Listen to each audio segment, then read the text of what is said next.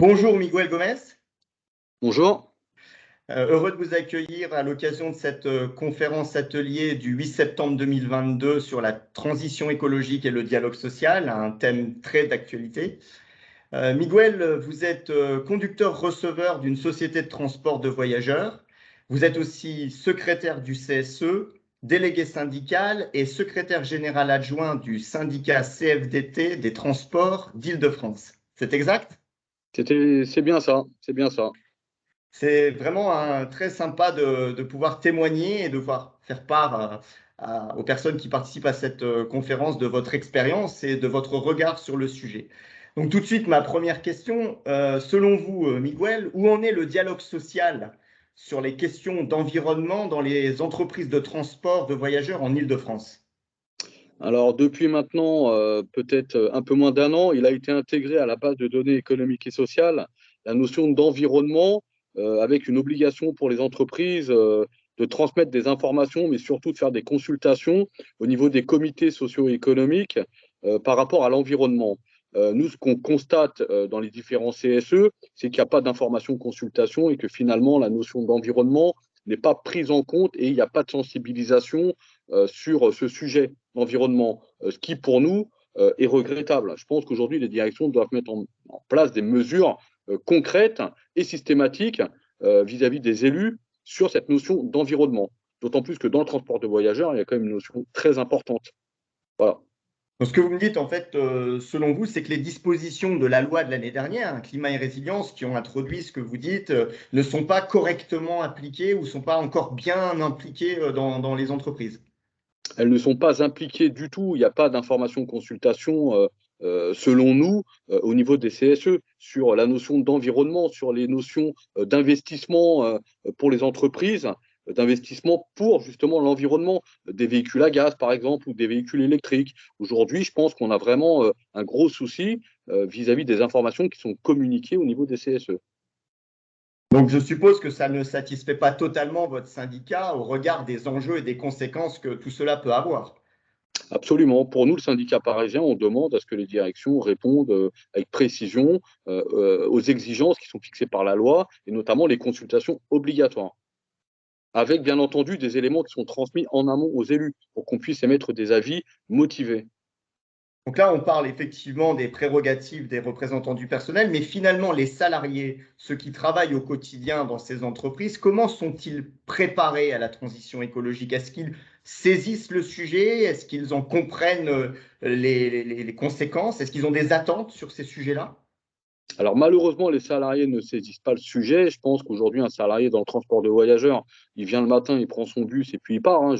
Voilà, je vous dis ça comme ça, hein. Il prend son bus, il finit son service, il part. Et sa préoccupation, c'est pas celle-ci. La préoccupation, ça doit être celle des élus, mais surtout de la direction qui doit transmettre des informations et mener des actions concrètes pour l'environnement. Et c'est après à nous, membres du CSE, d'alerter et de comment dirais-je, communiquer les informations aux salariés de l'entreprise. Est-ce que vous avez connaissance d'entreprises du transport dans votre périmètre qui auraient déjà signé des accords avec des clauses vertes ou qui commenceraient à discuter des accords d'entreprise et qu'en pensez-vous? Alors, j'ai pas connaissance d'entreprises dans le transport de voyageurs qui ont signé ce type d'accord d'entreprise. Ce que j'en pense, c'est qu'évidemment, ce seraient des avancées concrètes et il faut aller dans ce sens-là. Il faut aller dans un sens où la direction accepte de dialoguer et de signer des accords pour justement prendre en compte cette notion d'écologie. Et si vous y avez peut-être déjà, vous, réfléchi dans le cadre de votre CSE ou avec votre syndicat, quel type d'action on pourrait commencer à mettre en œuvre pour aller vers cette Alors nous, transition écologique?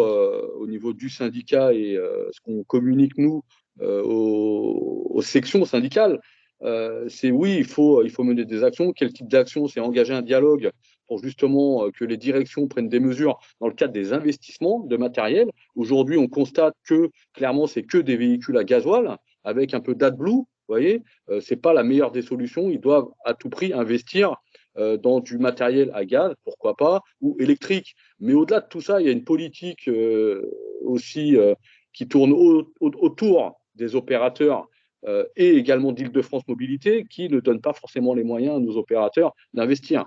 Donc c'est un peu le serpent qui se mord la queue, on va dire ça comme ça. Est-ce que ça peut passer aussi par de la formation du personnel? Est-ce qu'aujourd'hui, c'est que des sujets d'investissement, mais par exemple sur des sujets comme l'éco-conduite ou d'autres manières aussi d'appréhender le transport? Est-ce que ça peut aussi passer par là? Ça doit passer par là. Ça doit passer par des formations pour sensibiliser les conducteurs.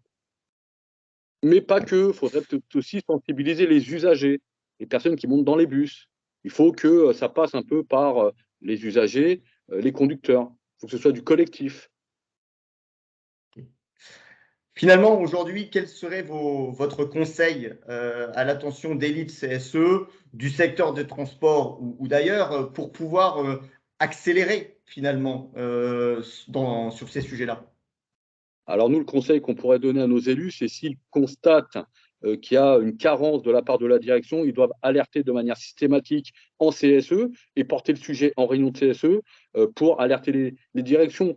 En amont, on peut également alerter les inspections du travail pour dire qu'à un moment donné, les informations consultations ne sont pas respectées et qu'à un moment donné, ça peut être considéré comme un délit d'entrave. Mais c'est les premières actions du CSE qui doivent être engagées. Ça veut dire porter le sujet en CSE.